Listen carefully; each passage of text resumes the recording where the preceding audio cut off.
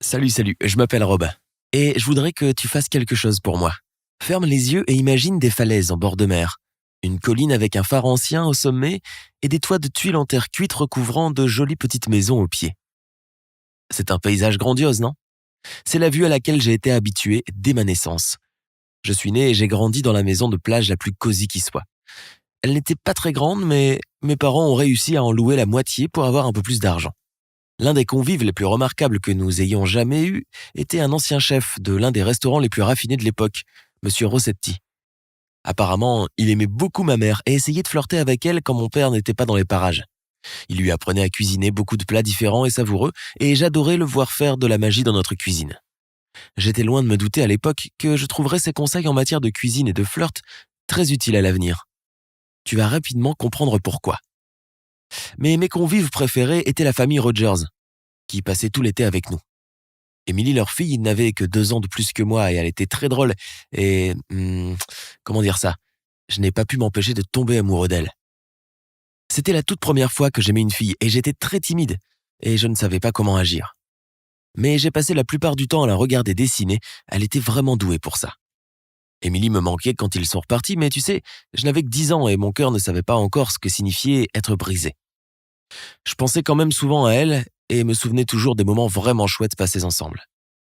Il a fallu environ 4 ans avant d'entendre parler à nouveau des Rogers. Maman m'a un jour annoncé qu'ils allaient revenir pour une visite. J'essayais d'imaginer à quoi ressemblait Émilie maintenant, à l'âge de 16 ans. Quand je l'ai vue, je l'ai trouvée encore plus attirante que ce que j'avais imaginé.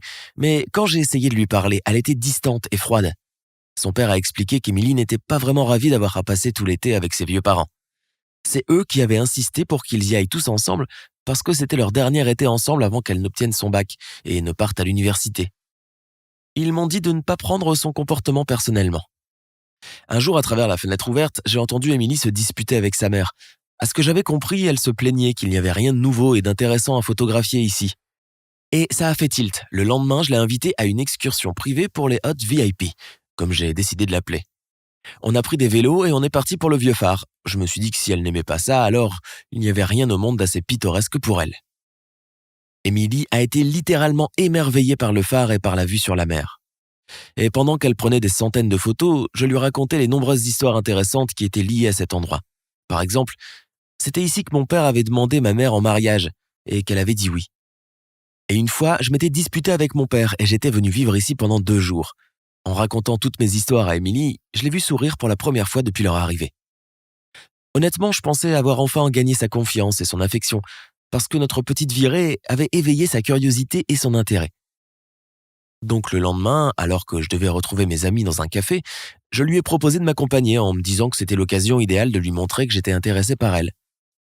Mais cela ne s'est pas passé comme prévu.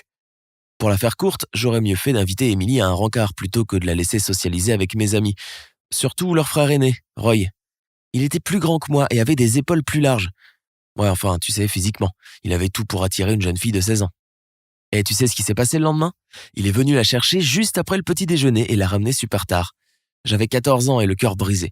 Je ne voulais qu'une chose, que cet été se termine aussi vite que possible. Quelques semaines plus tard, j'ai aperçu Émilie recroquevillée en bas en train de pleurer. J'ai décidé d'essayer de la calmer et elle m'a dit de manière confuse que Roy l'avait larguée pour une autre fille. Sans déconner, j'étais prêt à tuer cet abruti. Mais je devais d'abord lui remonter le moral. Comme Monsieur Rossetti me l'a toujours appris, le chemin vers le cœur d'une femme passe par son estomac. Je savais que je pouvais préparer une très bonne frittata, alors j'ai invité Émilie dans la cuisine et je lui ai rapidement redonné le sourire en lui racontant quelques idioties tout en cuisinant pour elle. Mais tu aurais tort de penser que c'est là le début d'une belle histoire. Quelques jours plus tard, elle est partie avec sa famille. Mais avant la fin de leur voyage, elle m'a dit que ma frittata était la chose la plus délicieuse qu'elle ait jamais mangée et que je devrais envisager une carrière dans la restauration. Son compliment m'est resté dans la tête, alors quand j'ai eu 17 ans, j'ai insisté pour que mes parents m'autorisent à aller à New York pour étudier les arts culinaires. Ma nouvelle vie à New York était absolument incroyable. Je suis devenu le meilleur de ma classe et j'ai obtenu un super boulot à temps partiel dans un restaurant. J'avais beaucoup d'amis, j'allais à beaucoup de soirées et j'ai même rencontré une fille sympa. Après 1 an de relation, nous avons décidé de vivre ensemble. Nous avons loué un appartement et, dans le but de le rendre aussi cosy que possible, nous avons décidé d'aller faire un tour à un marché aux puces. Là, parmi les vestiges des objets de tout le monde, j'ai vu une jolie peinture avec un paysage qui m'était très familier. une falaise, le phare et une petite maison devant. C'était la vue du porche de la maison sur la plage de mes parents. Je n'en croyais pas mes yeux. Je me suis précipité auprès du vendeur pour lui demander d'où il tenait ce tableau, et il m'a dit que la fille qui avait loué son appartement l'avait oublié sous le lit quand elle avait déménagé. Bien sûr, il ne savait rien de l'endroit où se trouvait cette fille maintenant, et j'ai ressenti un besoin étrange et puissant d'avoir ce tableau.